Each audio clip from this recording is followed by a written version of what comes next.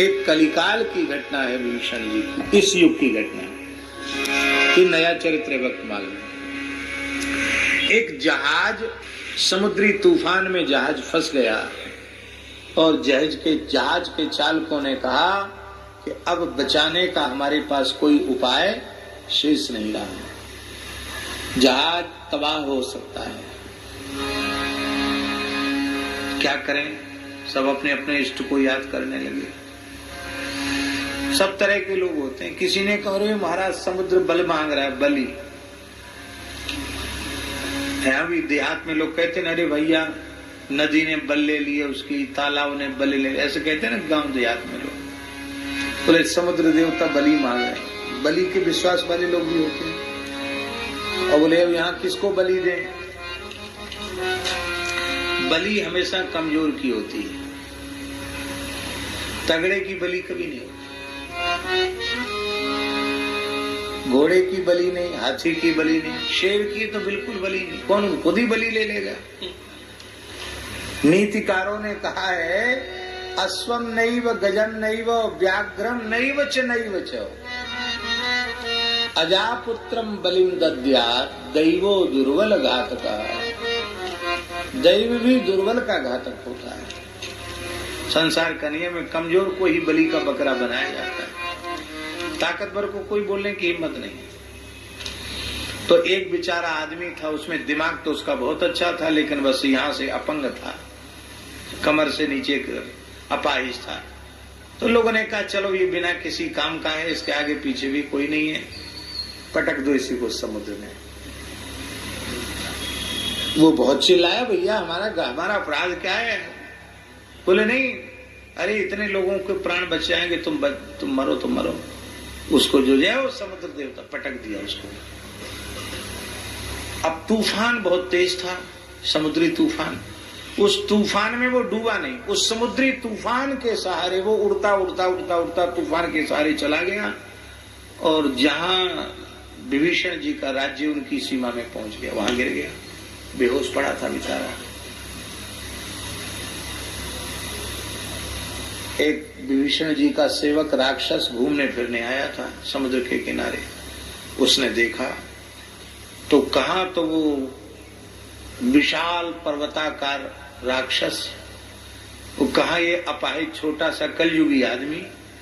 तो त्रेता के तो आदमी कलयुगी आदमी को देखें तो उनको खिलौना जैसा लगेगा।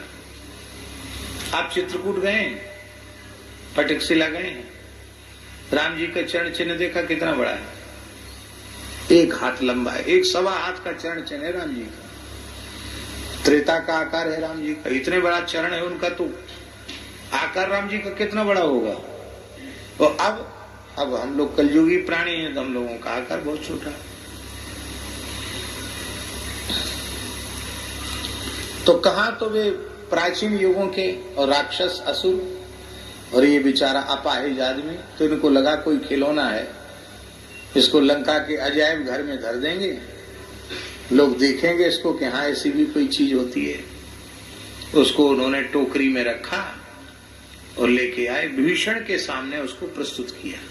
ये प्रियादासी ने चरित्र लिखा है।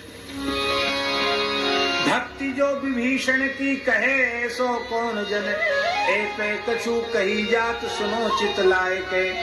चलत जहाज पर अटक विचार कियो, को अंगहीन नर दियो ले बार। जाय लगे टापू ताही राक्षसन गोद लियो, गोद भरी राजा पास गए किलकाए के। देखत सिंहासन ते कूद परे नैन भरी, याही के आकार राम देखे बाल पाए के। उसको देखते विभीषण जी सिंहासन से कूद पड़े, साष्टांग चरणों में प्रणाम कर लिया। क्यों? बोले इसी मानव आकार में श्री रघुनाथ जी लंका पधारे थे। ये राम जी तो नहीं है, पर राम जी ने जिस भारत वर्ष की धरती पर जन्म लिया, वहां का एक भारतीय मनुष्य तो है। हमारे लिए तो भारत की धरती से वहां का कोई विकलांग भी आवे तो मेरे लिए वह श्री राम जी के जैसा जन्म है। भारत के मनुष्य में एक विकलांग व्यक्ति में उनकी ऐसी भावना है, राम जी के आकार का दर्शन वे कर रहे हैं, तो राम जी के प्रति उनकी कैसी भावना होगी। तो महाराज साष्टांग प्रणाम करके उनका बड़ा अभिषेक हुआ उसका। अब विभीषण तो महाभागवत परम भागवत, उन्होंने जब मंस्तक पर चंदन लगाया, उसका स्पर्श किया तो उसका पंगुत्व दूर हो गया, एकदम ठीक हो गया, चंगा हो गया वो। अब खूब बढ़िया उनका अभिषेक हुआ, खूब सुंदर कपड़े पहनाए, सुंदर उनको भोजन कराया। लेकिन वो आदमी घबरा रहा था। उसने सोचा, वो समझता तो कुछ था नहीं, वहां की भाषा बोलचाल सब सभ्यता। उसने सोचा कि ये तो चमत्कार हो गया कि हम बिल्कुल ठीक हो गए, लेकिन ये सब इसीलिए किया जा रहा है कि स्वस्थ व्यक्ति की ही बलि चढ़ाई जाती है। अब ये राक्षस हमारे किसी देवी देवता के सामने बलि चढ़ाए, बलि के बकरा को खूब माला वाला पहना देते हैं, ऐसी खूब माला पहनाई जा रही है। तो विभीषण जी छड़ी लेकर सामने खड़े, नेत्रों से आंसू बह रहे। तो उन्होंने देखा कि ये तो बेचारे सूख रहे हैं, बड़े घबरा रहे हैं। फिर आप श्रीमान जी, आप प्रसन्न नहीं हो रहे हैं, आप घबरा क्यों रहे हैं? उसने कहा, महाराज आपकी बहुत दया होगी, हमको जल्दी से जल्दी भारतवर्ष पहुंचा दिया जाए, क्योंकि मैं यहाँ एक क्षण नहीं रहना चाहता हूँ। तो रचिके सिंहासन पहले बिठायो ताई क्षण, अपने सिंहासन पर उसको बिठा दिया। राक्षसन रीझ देति मान सुरभरिये, तऊ ना प्रसन्न हो तो छन छन छीन ज्योति, पूजिए कृपाल मत मेरी अति हरिये, चाहत मुखार विंजाति ही आनंद भरी, धरकत नैन नीर टेक ठारो छड़ी है। छड़ीदार बन के खड़े, करो सिंधु पार मेरे यही सुख सार दियो, रतन अपार वाही और फिरी है। उसने कहा, महाराज हमको समुद्र से पार कर दो, यही आपकी बड़ी सेवा होगी। अब तो महाराज तमाम दिव्य रत्न विभीषण जी ने उसको दिए और रत्न दे करके कहा कि ठीक है आप जाओ। महाराज अब हम पार कैसे होंगे? तो विभीषण जी ने क्या किया कि तुलसी के दल में श्री राम नाम लिख दिया और उस व्यक्ति के पगड़ी के भीतर उसको रख दिया राम नाम को, और पगड़ी बांध दी और कहा, अब उसको पता नहीं कि क्या कर दिया विभीषण जी ने। और विभीषण जी का विश्वास कि जब राम नाम श्री रघुवीर प्रताप ते सिंधु तरे पाषाण, बड़े बड़े पहाड़ तर गए तो ये आदमी क्यों नहीं तरेगा, भवसागर पार उतर जाता है तो क्या है। इस विश्वास के आधार पर राम नाम लिख दिया। अब तो महाराज वो जैसे योगी लोग मन की गति से चलते हैं, ऐसे वो समुद्र की लहरों पर चलने लग गया। पोटली सिर पे धरे और चलने लगे, बड़ा खुश था। और महाराज जी अब वो जहाज वहीं मिल गया उसको रास्ते में, जिस जहाज से उसको पटका था ना, वो जहाज रास्ते में ही मिल गया।